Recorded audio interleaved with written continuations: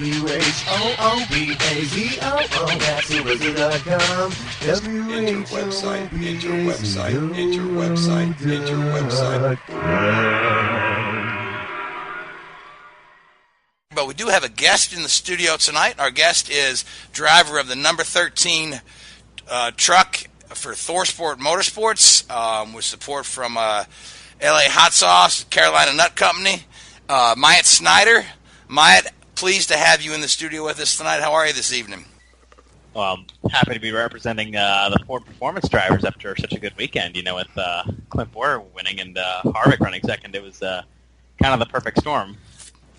Absolutely. Yeah, the Fords have been strong this year. So now for you folks out there listening who maybe have not heard Myatt Snider's name, you probably have heard of his dad, Marty Snider, who's worked in television for years and years. We've seen him in the pit lanes at IndyCar races. We've seen him in the pit lanes at NASCAR races. We've seen him on the sidelines at football games. And I guess my question for you, Myatt, is that kind of how you were brought into racing? Did your dad take you along to the track when he was working? Because I know there's a famous guy named Jackie Eakes, whose dad was a journalist and became really interested in racing the same way. So I'd just like to know some of your early influences and that drove you towards wanting to race cars.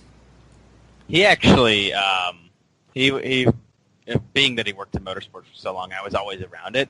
But he always wanted me to, kind of like find my own path. But it was kind of inevitable at some point that I was going to end up in racing.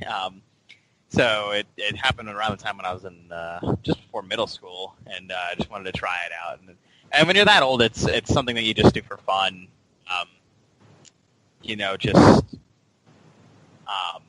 It's just something that you do for fun after school during the summer, and that's what it was until I was maybe about 15 or 16, and then I started taking it a little bit more seriously, running it more full-time.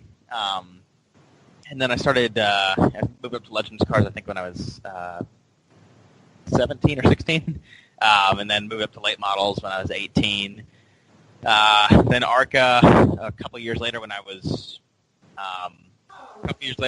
22 or 21, and then trucks last year, and I'm still in it this year. Now, going to the Cars Tour, you first started running that back in 2015. You had 10 top 10s in 10 races, 5 top 5s in the season. You finished third in the standings. You didn't get your first win until 2017. That was the U.S. Short Track Nationals at Bristol Motor Speedway last year. And then in ARCA, you were one of a select few, about 10 drivers, who won in their first career start. And just explain that progression, how going from a late model to an ARCA car, how big of a leap that is. Yeah, I feel like that whole season I had, the first year I ran a car show, was plagued with bad luck. Like I was running second, I believe, in the third race that we had at Orange County. Third race of the whole schedule, and had like a valve spring go out with I think 5 to go as I was making a pass for the lead, and it just a bunch of random stuff like that happened to plague us with bad luck. But I was leading the points going into the final race, but still ended up third. We had a good run that year. But yeah, I did end up winning the Short Track U.S. Nationals last year. Finally good to get that car show win out of the way.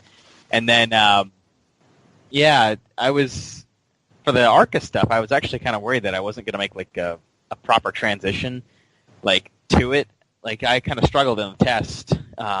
But come race day, I ended up qualifying third. We were fast in practice, and everything was looking really good. And it wasn't as difficult as I thought it would be. It ended up racing a lot more like a late model than I thought.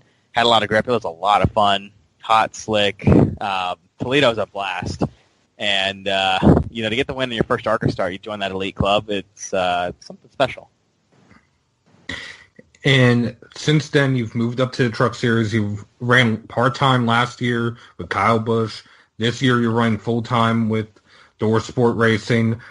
This past weekend wasn't the best for you. can you explain what happened between you and Dalton Sargent that ended up wiping both yourself and Jennifer Jo Cobb out of the race? Yeah, just an unfortunate racing deal, and that happens sometimes. You do your best to control everything that you can, but sometimes it just doesn't work out for you. But actually, up until that point, it was a really good race for us. We were, I'd say, for the past couple of races, we were trying out some different strategies to get a win. We almost won it on fuel mileage at Kansas. We were doing stuff like that, but we sat down. We were thinking, we need to get stage points, because that's what helps you to gain spots in the championship. And that's what we did. We finished third in the first stage and eighth in the second stage, and I think we were running seventh at that point, catching sixth. So, Texas is a place where you have to be really good at one corner, and then the other corner is just so fast that everybody's about the same. But we had a really good race up to that point, and it's just unfortunate what happened. Now, speaking of Texas, earlier today they released the schedule for next year. Texas is being moved up. The fall race, it's now going to be in March, making a triple-header weekend. And is there a track that you would want to see on the schedule? Yeah, I would really love to see some place like Lucas Oil Raceway in Indianapolis. That would be really cool. That or maybe Dominion Raceway or maybe even Auto Club, I think it's good when we have companion weekends with Cup. It's a lot of these tracks I think that, NASCAR has shied away from are still really good. Like I said, I think I just watched I think it was an Xfinity race from 2009 or something when they were racing at Full Raceway, and it was absolutely, it looked absolutely insane, just the restart and how many cars were there. So, I think maybe a few old tracks we could break back would be good. Now, going back to Texas, this past weekend, you ran in companion with IndyCar. First off, what is it like to run with a series that's a completely different discipline? And second, how quickly are you able to adapt to a different rubber compound where they run Firestone, or say with ARCA where they run General Tire? Well, I haven't seen a truck race. Well, I say that I ran Chicagoland last year, and that had the ARCA rubber on it. But as far as the Firestone rubber, it actually adds a lot of grip for the trucks. There was a lot of grip in the track for qualifying. When IndyCar had just been out, it adds a lot of speed. But it's two totally different worlds. I stayed there and hung out for the IndyCar race. It was actually really cool. So to be there and watch that was just really awesome. They're insanely fast, even with the low downforce package. They're doing 220 average. So to see that is insane. I definitely would like to run an IndyCar race one day. But yeah, you try and adapt your best to the rubber. But the Firestone rubber helped out a lot with grip. And as we were talking about before the show, and you just alluded to, you would want to run an IndyCar race one day. What about something like Formula One, which is Richard's forte as far as knowledge there, or another discipline altogether like Robbie Gordon's Stadium Super Trucks, which was also at Texas? Hey, anything with a steering wheel and a gas pedal, steering wheel, four wheels, I'm good to go. Formula One is something that I grew up wanting to race, but like I said, it was, racing for me was, not that serious until I was about 16, and from what I was told, you have to be in a factory cart ride by the time you're 13 for that. So I was maybe just a little bit late on that one. But the Stadium Super Trucks, I think they were with us at Texas this past weekend, and it was insane just to watch them go through the jumps, hop over the walls, and beat and bang into each other. They look like a blast to drive, kind of like driving a land barge. But yeah. I would definitely love running a Formula One race one day. Now, one more question from me. To my knowledge, you have not run a race on dirt. So what are your expectations going into Eldora later this year? Well, I think we've seen maybe three completely different winners ever since it started, or 3 different styles of wins since we started. Because as far as I can remember, of all the people who've won, it's been Darrell Wallace, Kyle Larson, maybe. Did he win? Larson did win one. Yeah. So, and then Matt Crafton won last year. So you've got an up-and-coming kid who's never raced dirt, or I guess he's a cup driver now, so you can't call him up-and-coming, a legit dirt racer, and a wily veteran of the truck series. So you've got 3 completely different guys as far as I can remember. So I'm going in with an open expectation that knowing that, just about any driving style can win there. And I'm just going to have fun with it. I mean, you're driving a NASCAR truck on dirt, so how much fun can you have with it? Probably a lot. Now, Frank, do you have any questions?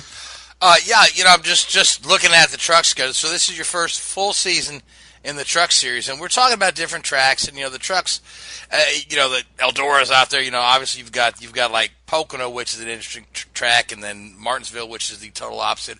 Is there a track that you haven't run on that you kind of really have circled on your calendar, and you're thoroughly looking forward to trying out?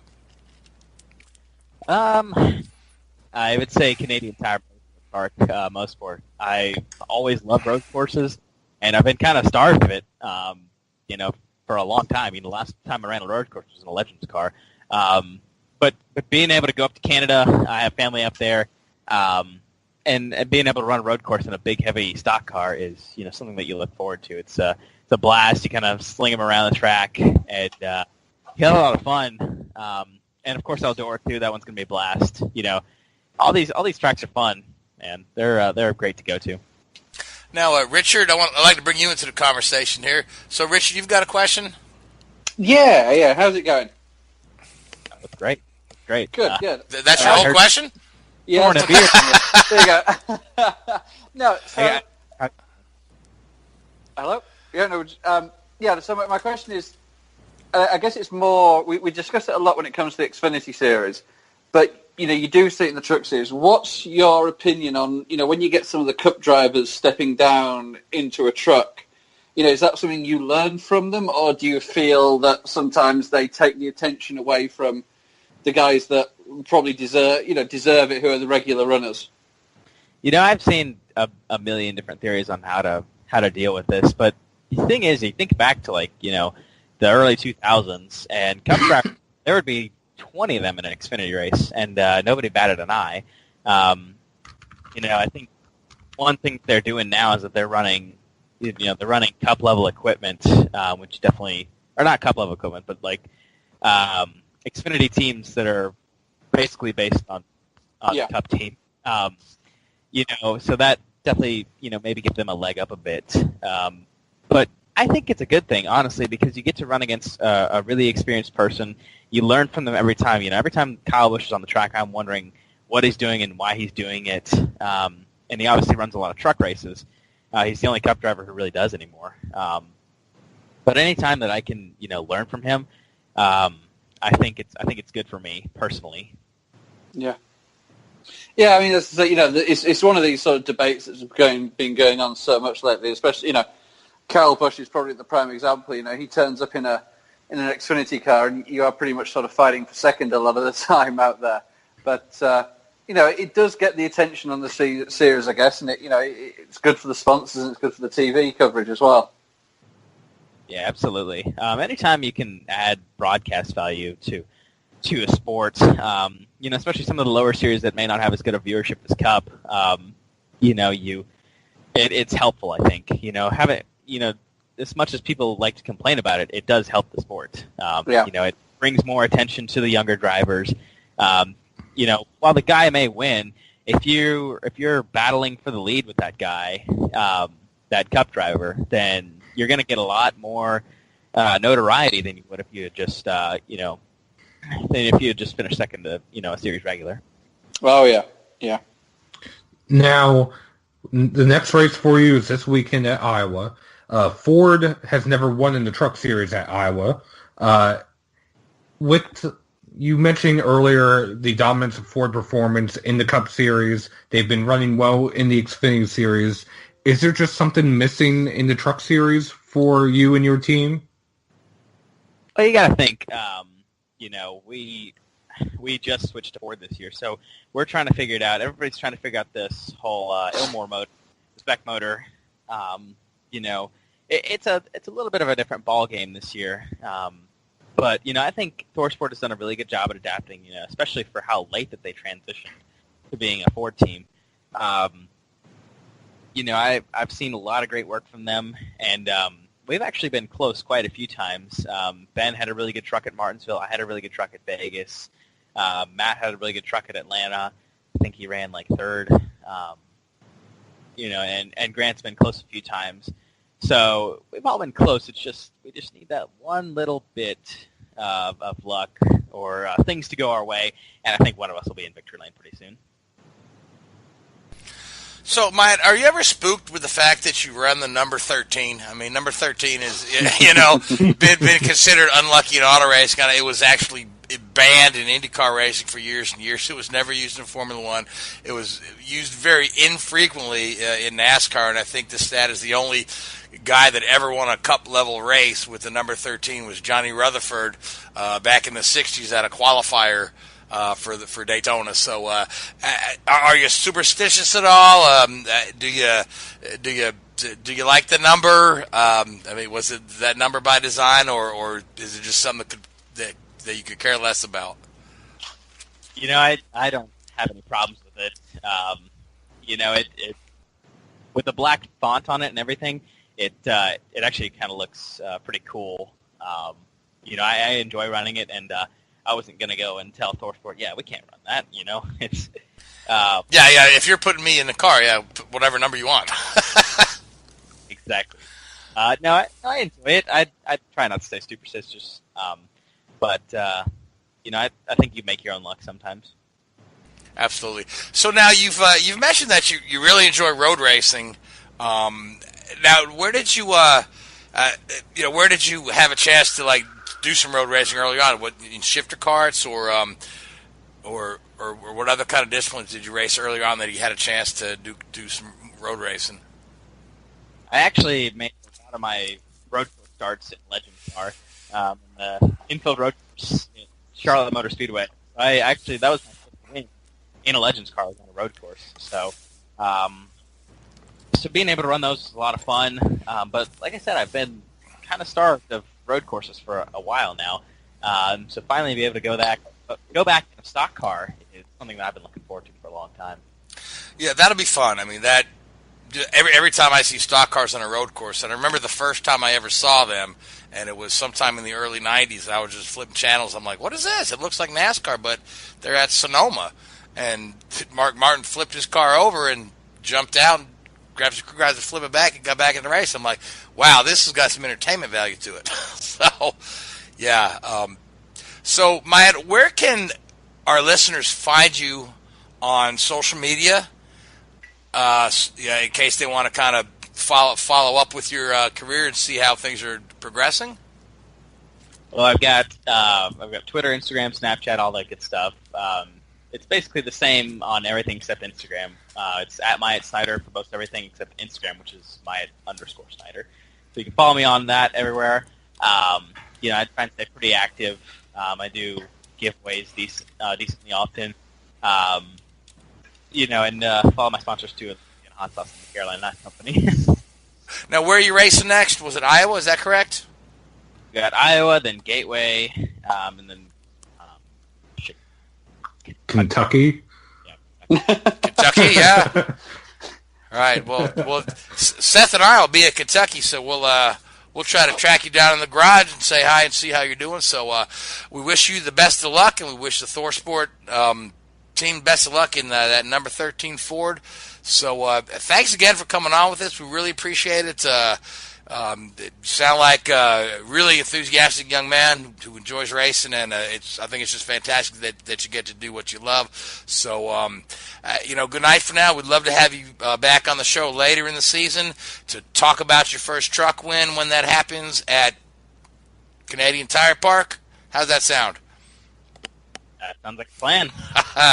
All right. So, well, Matt, good night, and we'll have you back on the show again later this year. Again, we appreciate you coming on. And again, folks listening, go to follow Myatt on social media to see how his season rolls out.